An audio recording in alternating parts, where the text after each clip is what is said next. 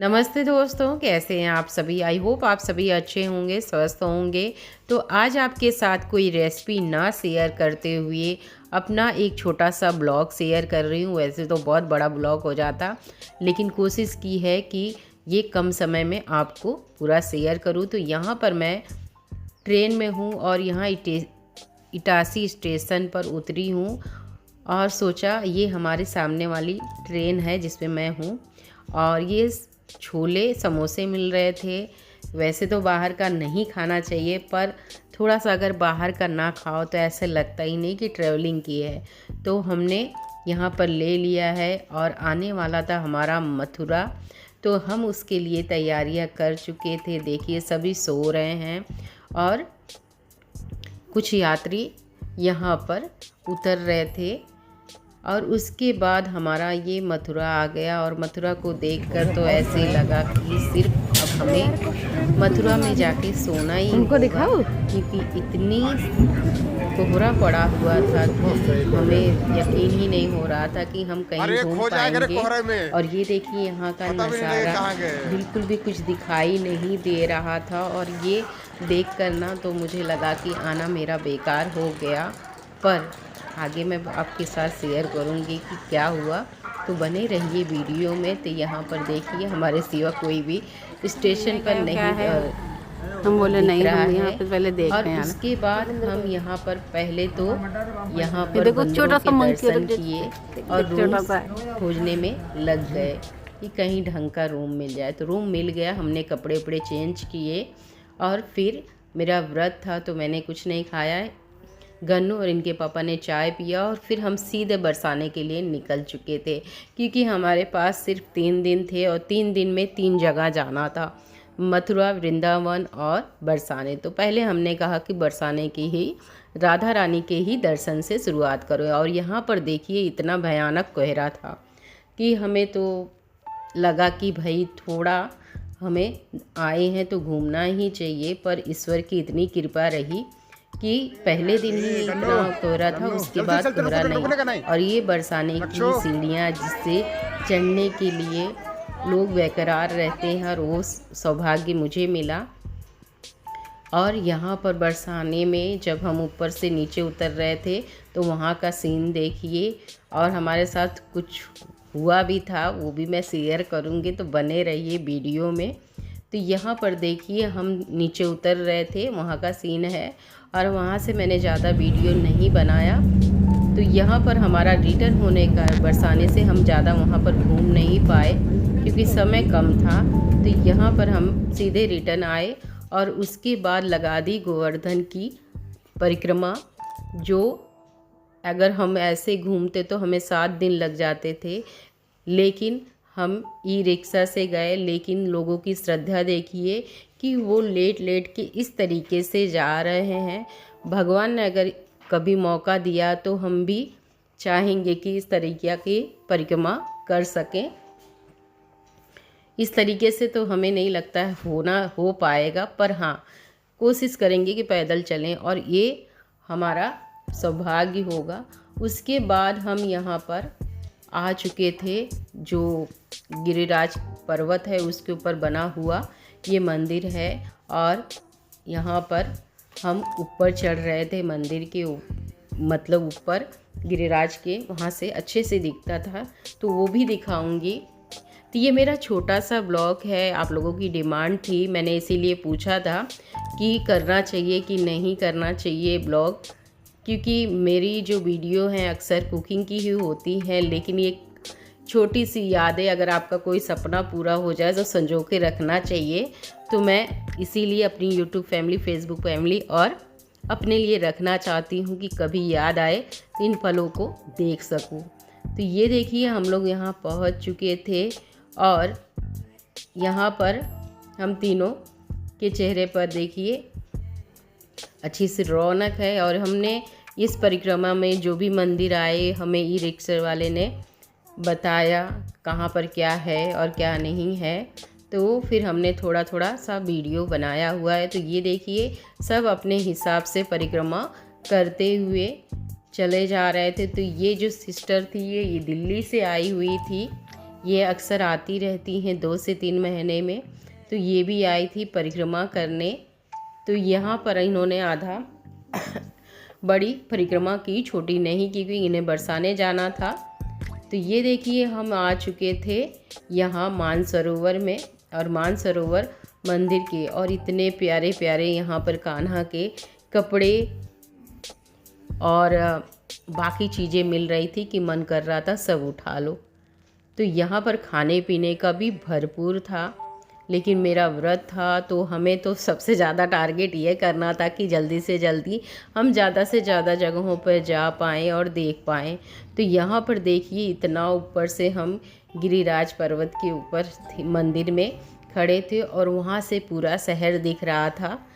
तो यहाँ पर देखिए बहुत ही अच्छा सा, और हर जगह हमें एक चीज़ कॉमन थी, जो बंदर थे वो, तो ये भी उनका ही यहाँ पर भी देखिए।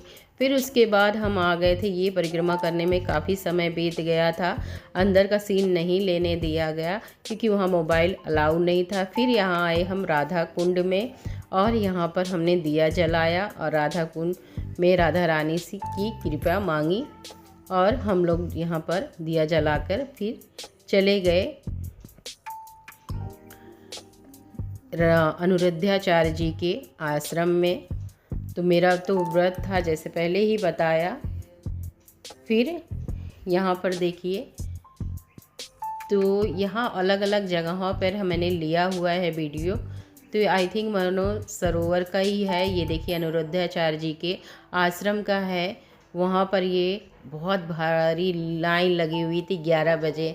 तो हम यहाँ आए थे तो हमें इनके प्रसाद पाना था, तो मेरा सौभाग्य तो नहीं हुआ, मैंने नहीं खाया, इन दोनों जन ने खाया। फिर हम नेक्स्ट दिन निकले हैं बांके बिहारी मंदिर में, जहाँ पर बहुत भीड़ थी और मैंने वीडियो बिल्कुल भी शूट नहीं किया हुआ है। इनके पापा ने थोड़ा बहुत वीडियो शूट कर लिया हुआ है क्योंकि भीड़ ज़्यादा होने की वजह से दिक्कत हो रही थी।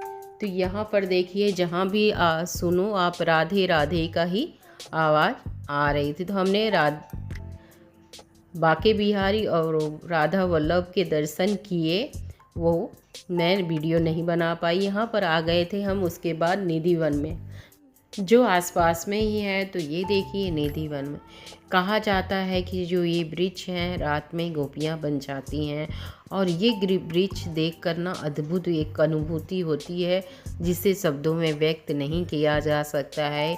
इतना अनोखा ये वृक्ष होता है, गोपियाँ होती हैं कि इन्हें देखकर ऐसे लगता है कि इस तरीके की आपको बहुत ही, मुझे तो नहीं लगता निधिवन के अलावा कहीं और होगा। शायद राधा रानी के गह्वर करके है, वहाँ पर भी इस तरीके के वृक्ष हैं, अदरवाइज़ कहीं पर भी नहीं ये देखने को मिलता है। तो हमने यहाँ पर थोड़ी सी वीडियो भी बनाई, और ये पावन दृश्य देखने मिला। तो यहाँ पर देखिए बहुत लोगों ने अपने हिसाब से यहाँ पर जो वृक्ष हैं, गोपियाँ हैं, सॉरी बोलना चाहूँगी, गोपियाँ हैं, उनको कई लोगों ने मन्नत मानी हुई है तो उन्होंने धागे बांधे हैं। यहाँ पर गन्नू है जो बंदर सामने हैं, उनको थोड़ा सा कुछ खिला रहा था, और इसे बार बार मना कर रही थी कि भाई वृक्षों के पत्ते ना तोड़ना, नहीं तो पाप लगेगा। तो यहाँ पर हम आए हुए थे, बहुत जाने की उत्सुकता भी थी, काफ़ी अच्छे से हमने यहाँ पर लिया। फिर रंग महल से मैंने सिंदूर और बिंदी वो भी लिया हुआ है। काफ़ी अच्छा ये दृश्य था, क्योंकि इसे देखने के लिए मैं 2 साल से प्लानिंग कर रही थी, लेकिन बोलते हैं जब आपको बांके बिहारी और राधा रानी ही बुलाएंगी तभी आप जा पाओगे। तो ये सौभाग्य उन्होंने मुझे दिया, इसके लिए जितना भी उनका शुक्रिया अदा करूं कम है। तो यहाँ पर निधिवन में हम आए और फिर यहाँ पर दर्शन किया। फिर उसके बाद हम निधिवन से निकले तो सीधे आ गए यमुना जी के यहाँ घाट पर, और फिर हमने यहाँ पर किया नौका विहार। नौका विहार में काफ़ी आनंद आया हमें सभी को। तो ये बहुत ही सुंदर दृश्य था, और इसको गन्नू ने भरपूर एंजॉय किया, क्योंकि वो पानी को देखकर, यमुना जी को देखकर तो खुशी से हम ही सभी पागल हो रहे थे। तो वो तो बच्चा है, वो तो और खुश हो रहा था। तो यहाँ पर हम अच्छे से नौका विहार किए और बाकी लोग भी कर रहे थे। और ये दृश्य इतना अद्भुत था कि बस अगर सुकून के पल ढूंढना है तो यहाँ पर आ सकते हैं। तो ये देखिए हमारे सामने से ये कितना अच्छी से नाव आ रही है। तो हमारी नाव तो अभी भर रही थी, तो मैंने यहाँ पे वीडियो शूट किया। और उसके बाद हम आ चुके थे यहाँ जो यमुना के सामने है मंदिर, वहाँ पे ही यह दृश्य मैंने वहाँ से लिया हुआ है। तो ये काफ़ी अच्छा लग रहा था। हर कोई यहाँ पर राधा रानी के भजन करते हुए इस नौका विहार का आनंद ले रहा था। काफ़ी अच्छे से जो यहाँ पर थे उन्होंने लगाया हुआ गाना था। कई लोग रील बना रहे थे, तो हर किसी का अपना अपना है। तो हम यहाँ पर उतर चुके थे और उसके बाद फिर निकल चुके थे दूसरी जगह पर जाने के लिए। तो आप लोग ने मथुरा या वृंदावन गए हो तो कमेंट करना, और कहाँ कहाँ जा पाए। हमें तो लगा 3 दिन हमारे बहुत ही कम थे। मथुरा और वृंदावन बरसाने जाना हो तो कम से कम 10 से 15 दिन की छुट्टी लेकर आओ। तो यहाँ पर देखिए हम पहुँच चुके थे चार धाम। चार धाम में हमने दर्शन किए। यहाँ पर गन्नू आया और नीचे का सीन है यहाँ पर, वहाँ के झरने हैं, काफ़ी अच्छे से ने बनाया हुआ है। तो वो काफ़ी अच्छा लग भी रहा था। तो ये देखिए यहाँ पर हम माँ बेटे ही हैं, हस्बैंड जी नहीं आए क्योंकि उनके पास बैग था और उसकी वजह से उन्होंने कहा कि मैं नहीं आ पाऊँगा, तुम जाओ। तो हम दोनों ही आए, बोले बाद में आऊँगा, बाद में टाइम ही नहीं मिला। तो ये देखिए यहाँ पर शिव जी, शनिदेव और बहुत धाम थे, याद नहीं है मुझे, 4 धाम के नाम है। तो फटाफट हमने इन चारों धामों के दर्शन किए। बहुत ही कम समय था, मतलब सिर्फ भागम भाग में दर्शन किए। ऐसे लग रहा था कि भाई कहीं पे भी जाओ आपको 2 से 3 घंटे तो जाने ही जाने हैं।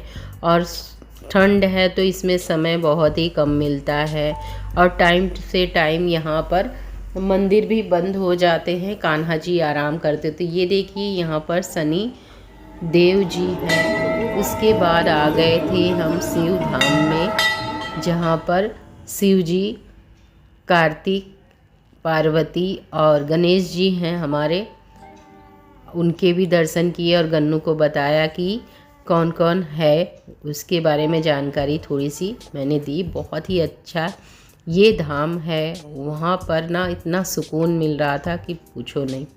तो यहाँ पर हम आ चुके थे। फिर उसके बाद हम आए यहाँ पर,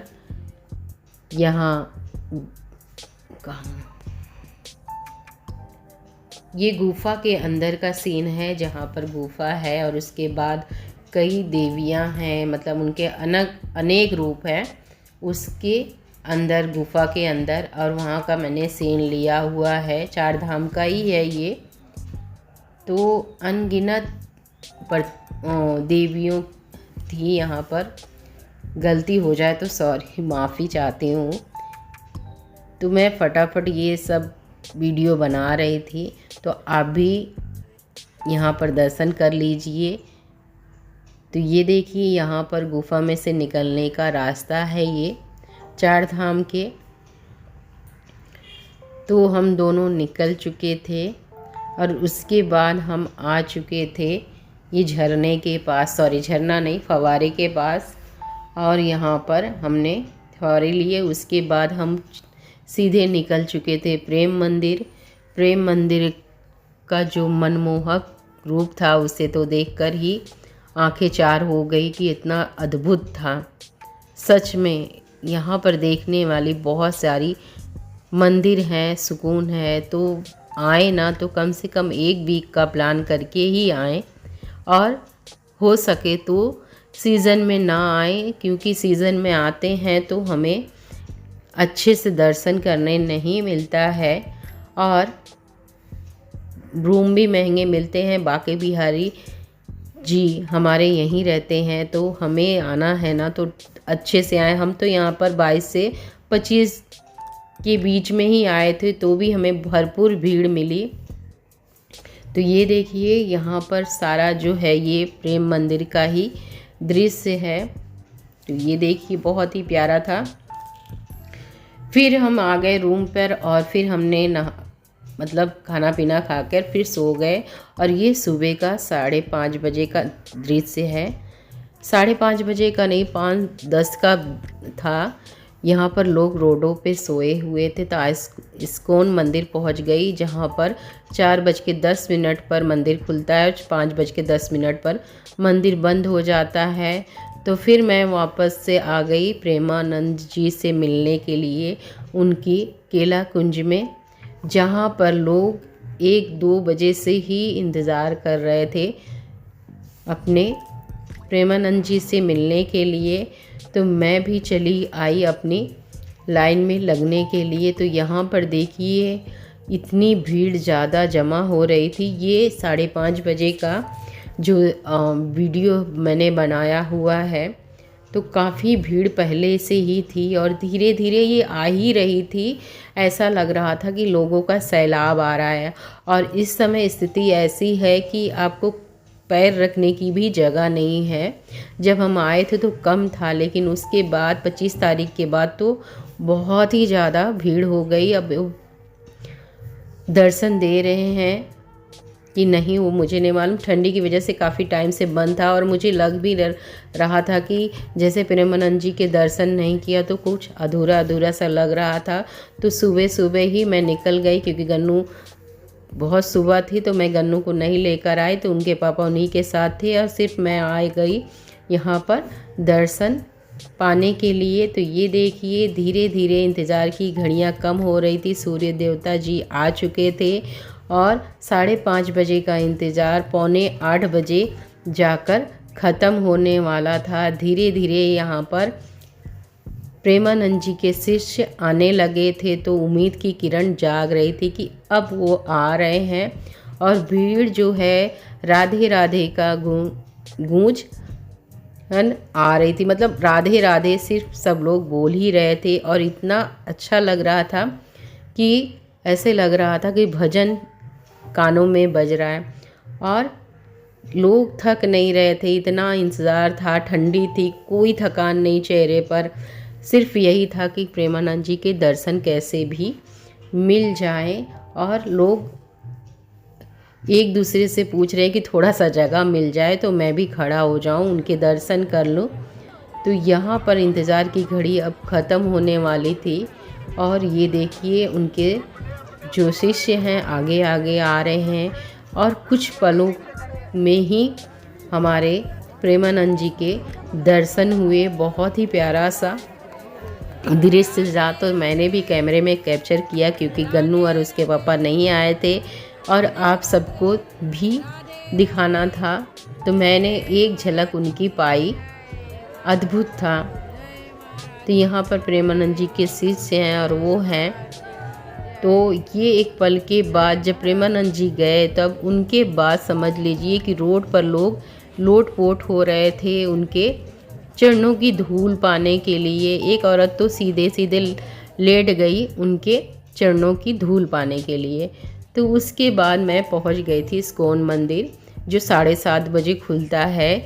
यहाँ पर देसी से ज़्यादा विदेशी लोग राधा कृष्णा जी के रंग में रंगे होते हैं। वहाँ पर बहुत ही प्यारा सा दृश्य था।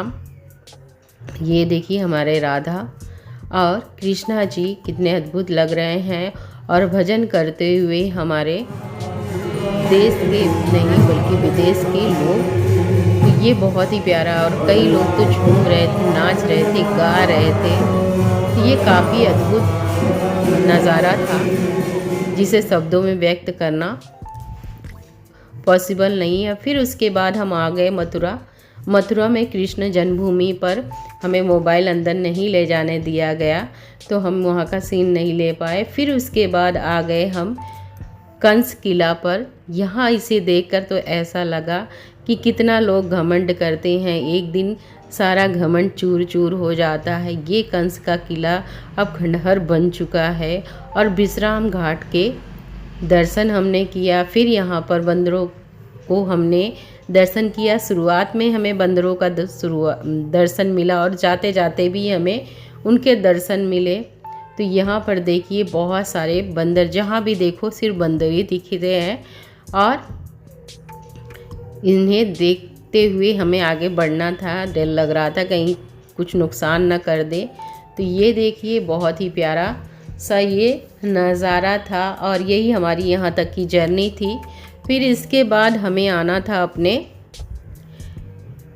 यहाँ पर स्टेशन पर। तो यहाँ पर ये मैंने लिया हुआ था, काफ़ी अच्छा लग रहा था मुझे दिखने में। और ये देखिए हम आ चुके हैं मथुरा स्टेशन पर और यहाँ पर हमारी ट्रेन भी आ चुकी है। आई होप आपको मेरी ये वीडियो अच्छी लगी होगी मथुरा वृंदावन बरसाने का। अगर अच्छी लगी हो तो राधे राधे ज़रूर लिखकर जाइएगा। और आपको मेरा ये ब्लॉग कैसा लगा वो भी बताइएगा। आप कब जा रहे हैं या जाकर आए वो भी बताइएगा। तो ये हमारी प्यारी सी जर्नी आपको कैसी लगी कमेंट करना बिल्कुल भूलिएगा नहीं। और दिल से सभी को राधे राधे। अपना बहुत बड़ा ख्याल रखिए। सब पर राधा रानी की कृपा हो, यही उम्मीद करते हुए मैं इस ब्लॉग को एंड कर रही हूँ। फिर मिलते हैं नई रेसिपी नई वीडियो के साथ।